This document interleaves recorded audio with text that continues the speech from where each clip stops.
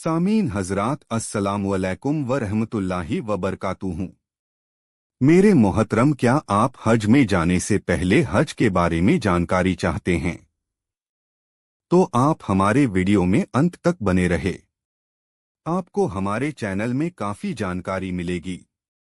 तो चलिए शुरू करते हैं।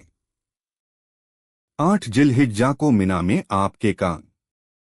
आज मिना में कोई खास काम आपको नहीं करना है, बल्कि आज का दिन और आज की रात यानी 8वीं जिलहिज्जा का दिन और 8वीं व 9वीं जिलहिज्जा की दरमियानी रात यहाँ गुजारना ही बस एक अमल है। नमाजों के वक्त पर नमाजें पढ़िए, जिक्र व तिलावत कीजिए, दुआएं कीजिए और दूसरों को इन आमाले खैर की तरगीब दीजिए। तबलीग और दावत का काम करने वाले अल्लाह के बंदों के साथ मिलकर इस बहुत बड़ी सादत में जरूर हिस्सा लीजिए और उस वक्त को याद कीजिए जब मिना के इसी मैदान में रसूलुल्लाह सल्लल्लाहु अलैहि वसल्लम अल्लाह के पयाम और कलिमा लेकर यहाँ जमा होने वाले लोगों में फिरा करते थे और अल्लाह की तरफ और उसके दीन की तरफ उनको बुलाया करते थे। 9वीं की सुबह को अरफात रवांगी। 9वीं जिलहिज्जा की सुबह को सूरज निकलने के बाद यहाँ से अरफात चलना होगा। अरफात मिना से करीबन 9 किलोमीटर है। अल्लाह के बहुत से बंदे यह रास्ता पैदल तय करते हैं, बल्कि इसका हक तो यह है कि सर के बल तय किया जाए। लेकिन अगर आपको अपने बारे में यह डर हो कि आप पैदल गए तो इतना थक जाएंगे कि जिक्र व दुआ में जो निशात और खुशदिली होनी चाहिए, खुदा न करे वह हासिल न हो सके, तो फिर आपके लिए बेहतर है कि आप सवारी से चले जाएं। इस तरह आप चंद मिनट में अरफात पहुंच जाएंगे। देखिए, इस वक्त भी तलबिया से गफलत न हो। रास्ते में पुकारते चलिए, लब्बैका अल्लाहुम्मा लब्बैक लब्बैका ला शरीक सका लब्बैक इन्नल हमदा वन्नेअमता लका वल मुल्क ला शरीका लक। अरफात का प्रोग्राम। अरफात पहुंचकर अगर आप अपने लिए जरूरी समझें तो कुछ हरज नहीं है कि ज़वाल से पहले कुछ आराम कर लें। फिर जब जवाल का वक्त करीब आए और आपको गुस्ल के लिए पानी मिल सके, और अब आसानी से मिल जाता है, तो बेहतर यह है कि गुस्ल कर लें। लेकिन इस गुस्ल में जिस्म से मैल उतारने की कोशिश न करें, बस सारे जिस्म पर पानी बहा लें। जुवाल होते ही मस्जिद नमिरा में जोहर व असर की नमाज एक साथ जमात से होगी। अगर वहां पहुंच सकें तो फिर इमाम के साथ आप भी दोनों नमाजें साथ में पढ़े। लेकिन अगर किसी वजह से इस नमाज में शिरकत न हो सके तो फिर जोहर की नमाज जोहर के वक्त और असर की नमाज असर के वक्त पढ़े। अरफात के यह चंद घंटे जोहर के वक्त से सूरज डूबने तक सारे हज का निचोड़ हैं। खुदा के लिए इसका एक लम्हा गफलत में ज़ाये न कीजिए।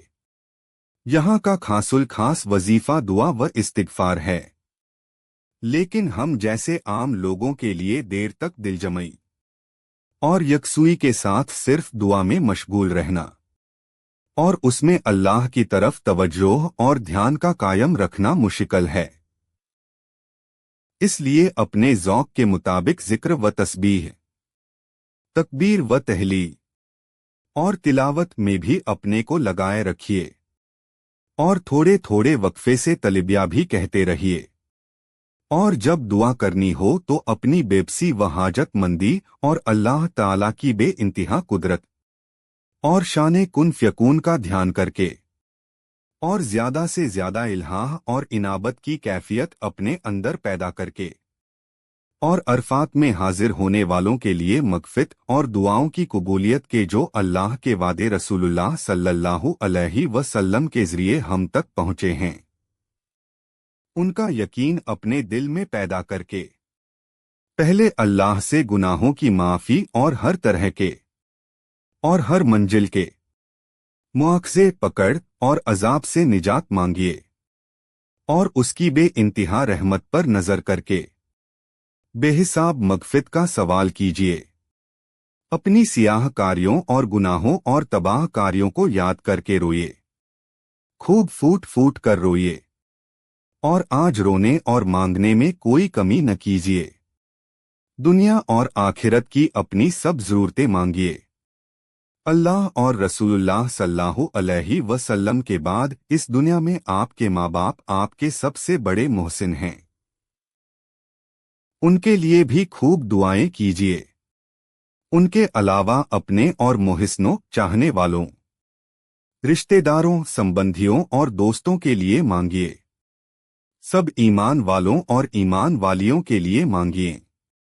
और इन सब के अलावा दीन की फिर से सरसब्जी और सरबलंदी और उसके साथ अपनी नस्लों और सब मुसलमानों की गहराई और दायमी वाबस्तगी खूब इल्हाह के साथ अल्लाह ताला से मांगिए। इस मौके पर रसूलुल्लाह सल्लल्लाहु अलैहि वसल्लम की उम्र भर की उन मेहनतों को न भूलिए जो दीन के फैलाने और बंदों का रिश्ता अल्लाह से जोड़ने की राह में आपने फरमाई, हमारा ईमान, हमारी नमाज, हमारा हज और हमारा हर दीनी अमल इस मेहनत और काविश ही का फल है।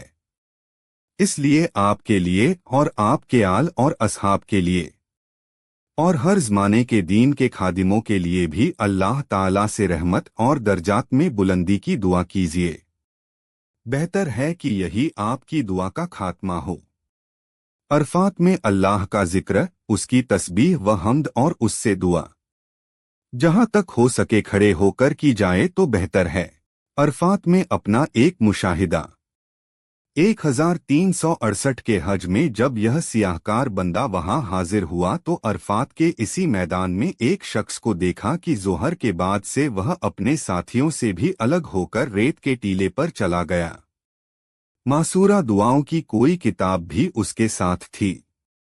मुल्ला अली कारी की अलहिजबुल आजम या मौलाना थानवी रहमतल्लाह की मुनाजातें मकबूल होगी। कभी वह बिलबिलाकर इस किताब से दुआएं पढ़ता था, कभी किताब हाथ से रखकर अपनी ज़बान में दुनिया की और आखिरत की अपनी ज़रूरतें अपने रब्बे करीम से मांगने लगता था, कभी सजदे में गिर के आह व जारी करता था। गालिबन कई घंटे उसका यही हाल रहा और वह यही करता रहा।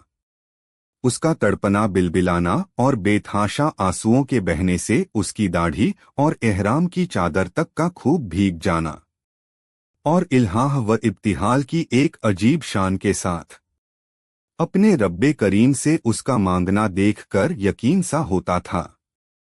जिस रब की सिफ्त रहमान और रहीम है, जो अपनी ज़ात से जव्वाद, वहाब और करीम है, वह अपने दर के इस मंगता को महरूम वापस न करेगा।